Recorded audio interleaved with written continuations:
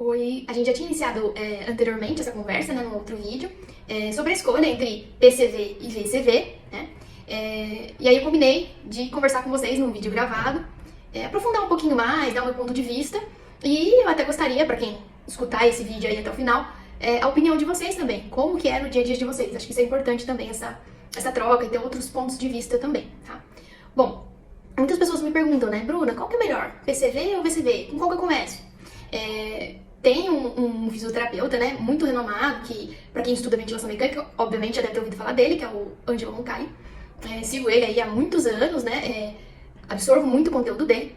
E ele fala o seguinte, que preferencialmente ventile com aquele modo, né, modalidade, que você se sinta mais confortável, que você tenha mais familiaridade. E, além de você ter mais familiaridade, a sua equipe, né, a equipe que vai manejar a ventilação mecânica daquele paciente também tenha familiaridade. Então não adianta só você saber o modo X se o restante da equipe não conhece esse modo, né? Então, de repente, você colocou hoje lá, eu aprendi de PRVC, eu vou ventilar em PRVC. Chega amanhã, o outro colega não sabe nada. E aí ele acaba mudando a estratégia e fica aquela coisa de eu coloco uma coisa um dia, o outro coloca no outro, e vira uma bagunça, né? Pro nosso paciente, a gente não consegue entregar o melhor pro paciente. Mas de via de regra, né, o básico pra gente iniciar, a gente costuma escolher entre PCV e VCV, que são duas modalidades aí que são assistido controladas, né? Então serve pro nosso paciente que está sob analgesia, tá?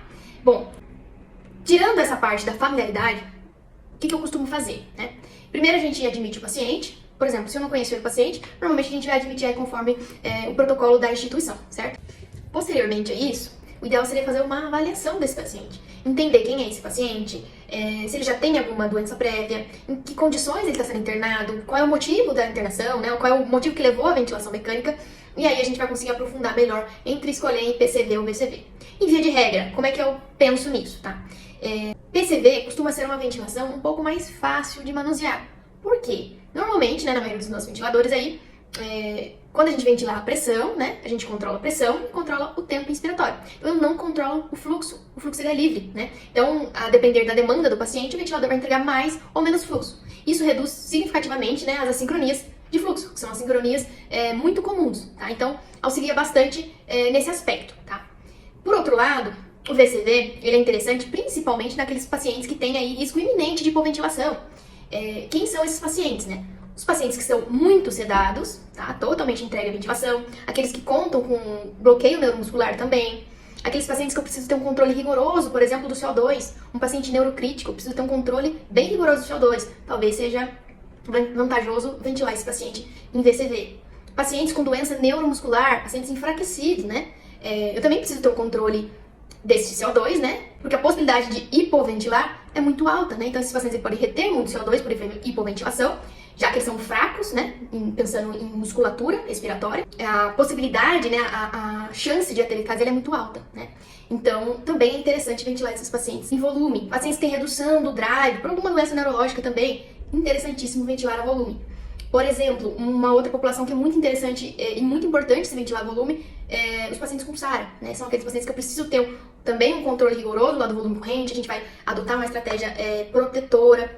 A ventilação a volume, ela facilita muito a análise, né, da mecânica ventilatória. Então eu consigo ali, na ventilação a volume, por exemplo, já deixar uma pausa inspiratória em todos os ciclos respiratórios. Isso facilita essa avaliação da mecânica respiratória. E eu tenho um controle mais rigoroso desse volume corrente, tá? Então, assim, tem uma cartela diversa que a gente pode trabalhar em VCV.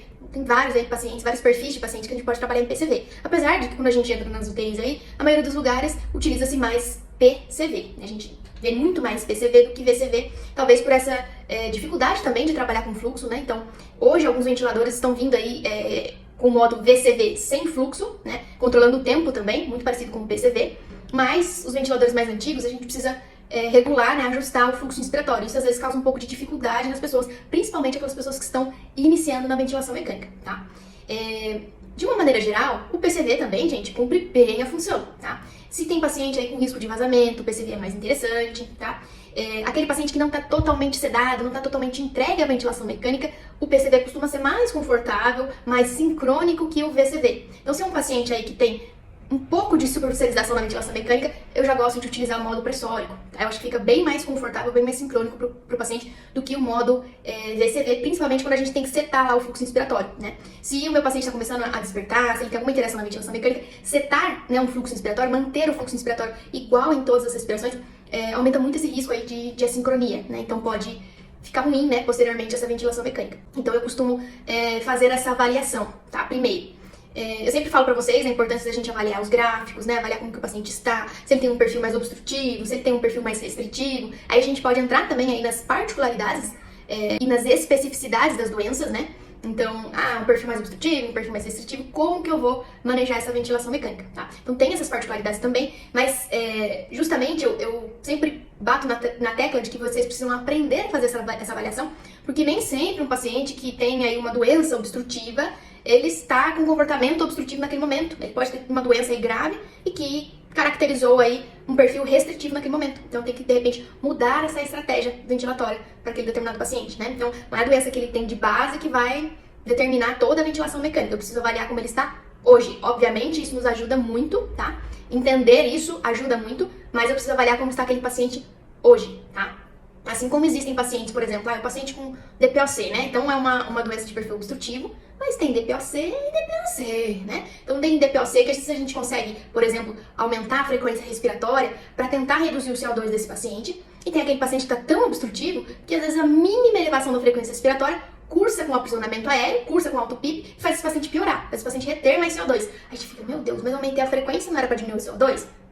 Depende. Então por isso a gente precisa saber avaliar esse doente. Mas de uma maneira geral, gente, para escolha de vocês, escolha aquela ventilação que você tem mais afinidade, que a equipe tem mais afinidade e saiba avaliar de forma individual quem é o seu paciente. Nos nossos ventiladores hoje, a gente consegue colocar limites e alarmes. Então tem muita gente que fica preocupada, vou ventilar em VCV, mas aí se fizer um pico de pressão, seta lá o alarme, coloca lá o alarme de pressão de pico para alarmar. Então além de alarmar, ele vai evitar que passe daquela pressão que você ajustou, né? Então ele é um alarme limitador, tá? Então não precisa ficar tão preocupado com isso. O problema é que a maioria das pessoas, elas não utilizam os alarmes, né? Elas não programam os alarmes. Então passam 1, 2, 3, 5, 20 pacientes, os alarmes estão os mesmos, né? Então eles ajudam bastante, né?